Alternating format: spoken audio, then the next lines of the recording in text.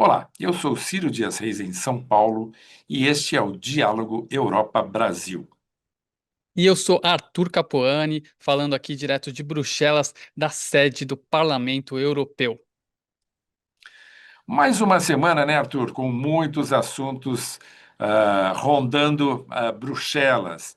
Eu acho que o primeiro que vale um registro de nossa parte é do destravamento dos recursos para a Ucrânia a partir da eleição do novo primeiro-ministro da Hungria. Acho que vale a pena resumir um pouquinho essa história, né? Exatamente, Ciro, foi uma longa novela que a gente teve hoje, esse capítulo final. A gente está gravando esse episódio aqui na quinta-feira dessa semana, e vem já de meses esse veto que a Hungria estava impondo para o repasse dessa ajuda financeira, esse empréstimo de 90 bilhões de euros da União Europeia para a Ucrânia, isso para os próximos 2 anos. Então, 90 bilhões de euros, além, claro, do pacote de sanções contra a Rússia. Acontece que, como você disse, nesse meio termo, o Viktor Orbán, que estava usando esse bloqueio até como uma plataforma política para as eleições na Hungria, ele acabou perdendo a eleição para a oposição, para o Peter Magyar, do TISA, que já demonstrou uma maior aproximação aqui com Bruxelas. O Orbán dava como argumento para bloquear esse repasse, fazer o veto desse repasse para a Ucrânia, os danos no oleoduto Druzhba, que é o oleoduto que leva petróleo da Rússia para a Hungria. Segundo Orbán, a Ucrânia estava atrasando esse reparo, mas a Ucrânia, claro, contradisse o que o Orbán estava falando, e nesse meio tempo também a Ucrânia disse que terminou os reparos nessa semana. O presidente ucraniano Volodymyr Zelensky disse que terminou os reparos, e aí começou a bombear o petróleo para a Hungria e para a Eslováquia, os dois países que recebem fornecimento desse oleoduto.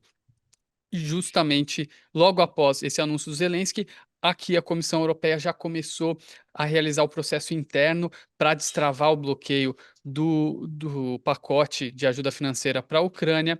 E como Budapeste estava esperando, então demorou um pouco, alguns dias, para o petróleo chegar justamente na Hungria. Budapeste afirmou que quando chegasse ia destravar o pacote de 90 bilhões, e foi o que aconteceu hoje, confirmado então essa ajuda financeira para a Ucrânia. Foi uma novela, foram muitos meses, mas finalmente parece ter chegado agora no capítulo final.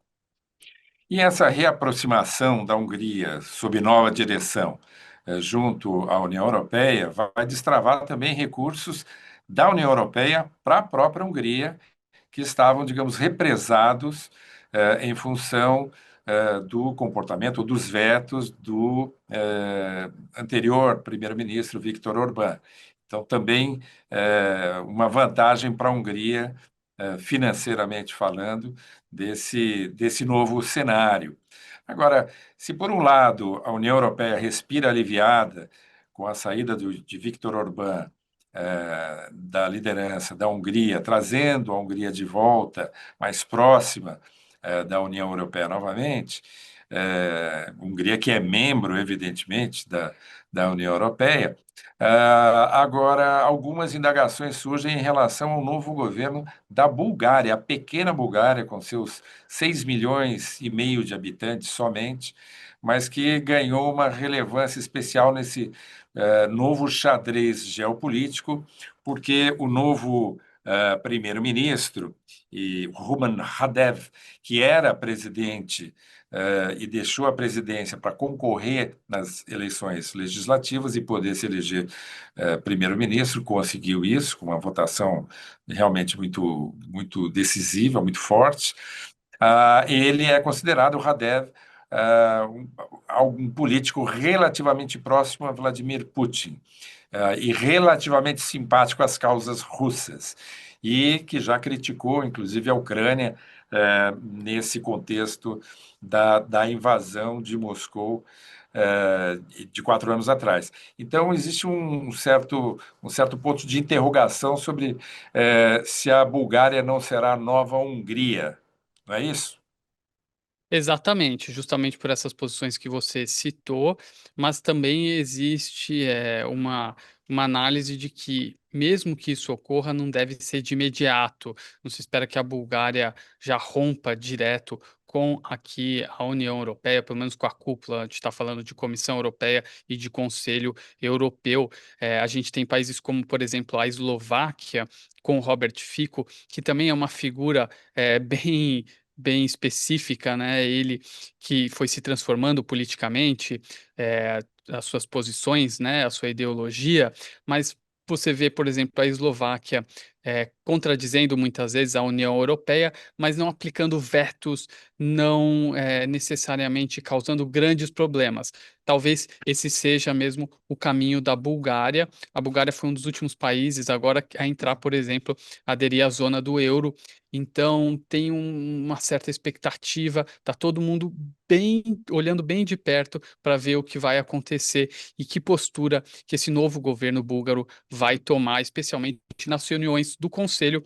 Hoje e amanhã tem cúpula informal do Conselho Europeu, lembrando, lá no Chipre. Dessa vez não aqui, é aquela cúpula informal porque eles não tomam decisões muito práticas, diretas, e eles debatem menos assuntos também. E está acontecendo no Chipre porque o Chipre ocupa a presidência rotativa do Conselho Europeu. E diferente do que acontece geralmente, dessa vez essa reunião vai começar nesta quinta-feira, final de tarde, noite, e terminar amanhã, durante a tarde. Deve decorrer toda pela manhã, quando deve acontecer mesmo os debates mais intensos. Então, esse tipo de cúpula, essa que é a última cúpula do Orbán, a despedida dele, ele ainda está lá, porque o governo de transição para a Hungria, a transição oficial mesmo deve acontecer agora no começo do mês que vem. Então, a cúpula de despedida do Orbán, todo mundo comemorando, e essa interrogação sobre como a Bulgária vai se posicionar nas próximas reuniões. E como eu mencionei no início, uma semana de muitas novidades e tensões na Europa. Agora tem uma nova tensão, que é das companhias aéreas, dos voos na Europa. Várias companhias aéreas diminuindo o número de voos em função do problema do querosene de aviação, o combustível que a Europa basicamente importa e que está ficando cada vez mais difícil de chegar para abastecer as aeronaves. E isso no momento em que tem toda uma concentração, um esforço de concentração do setor aéreo, a Lufthansa e a Air France disputando o controle da TAP, Air Portugal, ao mesmo tempo em que esse problema começa a ocorrer. Então, também o tabuleiro de xadrez das companhias aéreas na Europa ficou um pouquinho mais complicado, já que em voos curtos o combustível ele é responsável, em tese, em torno de 30% dos custos gerais de uma companhia aérea, e nos voos mais longos esse custo pode ser ainda maior, pode ser aproximado dos 40% do custo geral de operação. Então, eu sei que houve vários desdobramentos e algumas decisões aí no âmbito da União Europeia com foco nesse problema, né? Exatamente, Ciro. Essa é uma grande preocupação aqui da União Europeia, o setor de aviação, com toda essa crise energética por conta da guerra no Irã. A estimativa da comissão é de que a União Europeia já gastou 24 bilhões de euros adicionais por conta do aumento do preço de energia desde o início da guerra, já são mais de 50 dias. Em média, um estudo aqui de uma ONG europeia apontou que, em média, subiu 88 euros o valor do combustível por passageiro para voos de longa distância partindo aqui da Europa. E esse impacto já começou a trazer consequências, como o corte de voos. A Lufthansa, que você mencionou, ela cortou 20 mil voos de curta distância, porque considerou com esse aumento de combustível, eles não eram mais rentáveis. Esses voos são daqui até outubro, então, é um corte muito grande, muito maior do que os outros que a gente tinha visto anteriormente e que vai impactar várias companhias aéreas, porque o grupo Lufthansa, ele possui, por exemplo, a ITA Airways, aqui da Bélgica, a Brussels Airlines, também a Austrian Airlines, então são grandes companhias com bastante voos, muitos voos aqui na Europa. Eu mesmo tenho um voo para a Itália, estou preocupado, tá? Tenho um voo para a Itália no mês que vem, espero que ele não seja cancelado. Então, esse impacto trouxe também essa reação da comissão, que ontem apresentou nessa semana um pacote, de medidas que não inclui nenhuma injeção adicional financeira, mas que organiza e coordena a ação da União Europeia em relação a essa crise energética. Algumas das medidas eu vou ler aqui que a comissão está propondo e que ainda precisa ser aprovada, que vai ser discutida nessa cúpula do Conselho que eu mencionei. Por exemplo, flexibilizar as regras de auxílio estatal. A Espanha já tinha anunciado medidas de corte de impostos para auxiliar a população, para que esse impacto não gere prejuízos para a população e justamente para a população mais pobre, mas também para empresas. E o que a comissão está fazendo é flexibilizar essas regras, porque possui regras muito claras de que você não pode simplesmente sair cortando imposto. Já tinha tido uma certa tensão com a Espanha, justamente porque a Espanha saiu na frente em relação a esses cortes, e agora a comissão está oficialmente flexibilizando. Também está propondo fontes alternativas desse combustível de aviação, jet fuel, para que não haja escassez em nenhuma região ou nenhum aeroporto aqui da Europa. A comissão não especificou exatamente quais serão essas fontes alternativas. Se especula que pode ser compra de jet fuel dos Estados Unidos, que é um pouco diferente do que é utilizado aqui na Europa, mas tem essas possibilidades. E muitas outras medidas, como a criação de um observatório de combustíveis que vai controlar a importação, exportação e os níveis de reserva. A ideia é que esse observatório também facilite a liberação de reservas de emergência de combustível, especialmente para a aviação. Nesse meio tempo, eu cheguei a explicar aqui até já no nosso podcast que existe uma certa tensão política, porque cortar impostos, baixar valor, tentar subsidiar combustível, não vai de encontro com a transição para a energia limpa. Então, tem um grupo político que acha que a União Europeia tem que, na verdade, investir em energia limpa olhando para o futuro para acabar com essa dependência de combustíveis fósseis. A comissão tenta equilibrar isso. Para conseguir equilibrar, ela quer acelerar esse processo de transição de energia limpa. Já indicou que vai criar um plano de eletrificação dos transportes para a indústria também, para a construção civil, e para viabilizar tudo isso, já que o investimento que vem público, né, da União Europeia não seria suficiente, a comissão ela quer atrair investimento privado, ela vai realizar uma cúpula de investimento em energia limpa para tentar atrair parceiros do setor privado. Então, uma série de medidas que foram apresentadas, todas em reação ao, a essa crise energética, e o comissário para a energia aqui da União Europeia, o Dan Jorgensen, ele foi muito claro na declaração dele.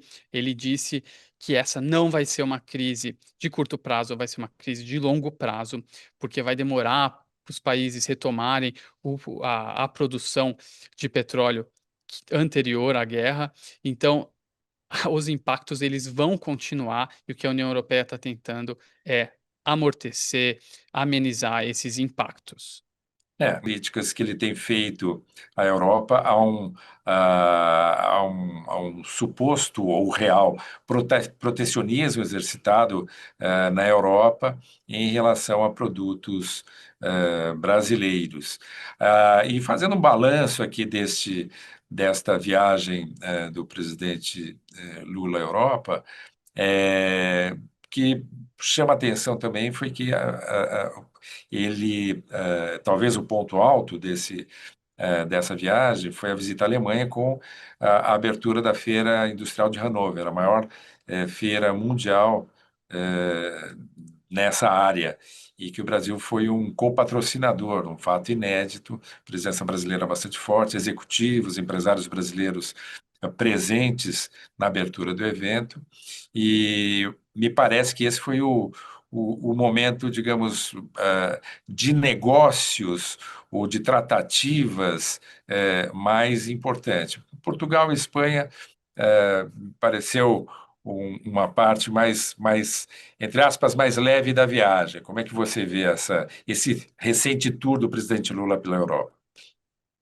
Em termos de negócios, realmente a passagem dele pela Alemanha foi a principal e foi interessante ver ele próximo do Merz novamente. Teve aquela crise política entre o Merz e o Brasil, né? O chanceler alemão Friedrich Merz, desde a COP, que ele chegou a fazer críticas a Belém, dar uma declaração não muito clara sobre Belém, e aí o Lula rebateu. Claro que depois eles pediram desculpas, mas essa foi se eu não me engano, a primeira vez que eles se encontraram depois, o Lula aprovou comidas alemãs, um clima muito agradável, muito amistoso, e o governo brasileiro chegou a fazer um acordo também de cooperação ambiental com a Alemanha. Existe a possibilidade aí de um aporte de 500 milhões de euros para o Fundo Clima.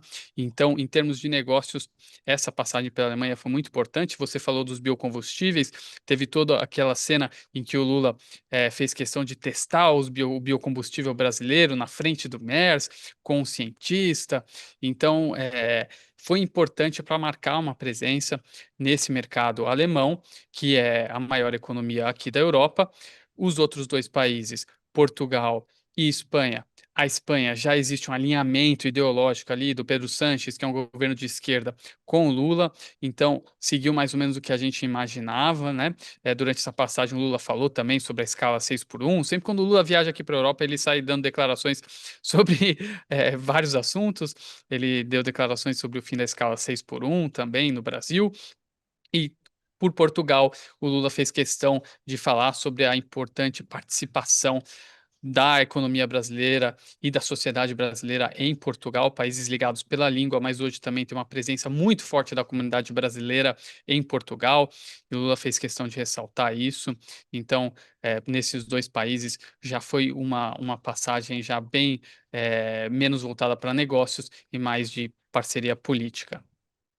Até porque ele ficou apenas 5 horas em Portugal, né? Então Exatamente. foi, foi uma deferência, claro, ao governo português, mas, enfim, o escopo ali é bem mais limitado de fato. Agora, olhando para a semana que vem ou para os próximos dias, o que que te chama a atenção nesse cenário europeu?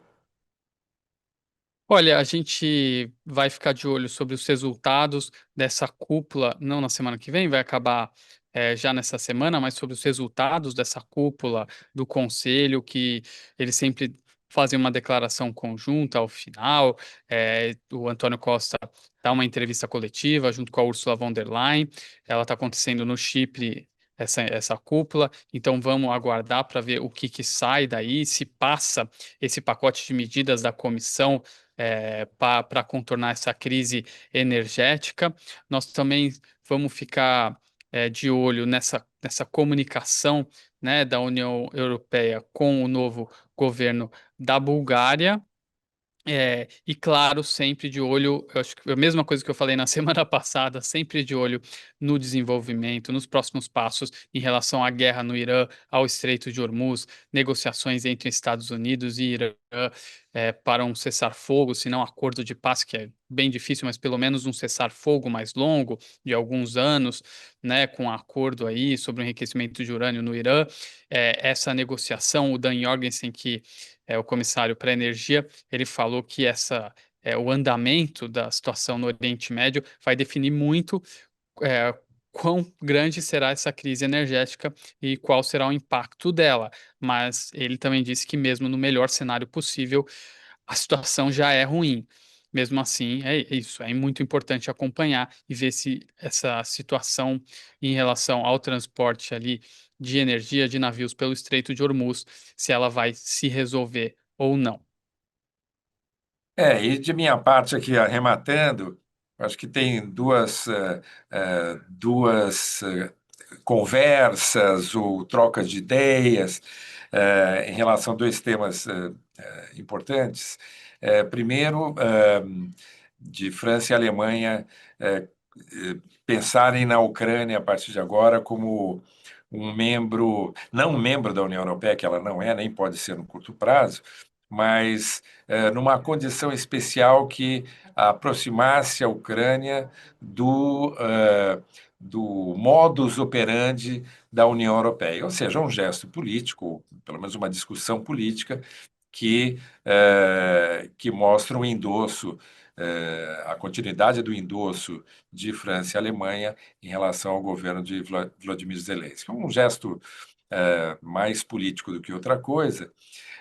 E também acho que vale a pena registrar os murmúrios que parecem se multiplicar em relação a uma eventual volta do Reino Unido para a União Europeia. Claro que isso não aconteceria tão rápido, seria um longo caminho, muita discussão, muitas novas tensões políticas de quem é a favor e quem é contra, mas eu só estou registrando porque é um tema que é, parece que ganha cada vez mais uma relevância ou até uma simpatia no ambiente não só continental da Europa, mas na própria Grã-Bretanha.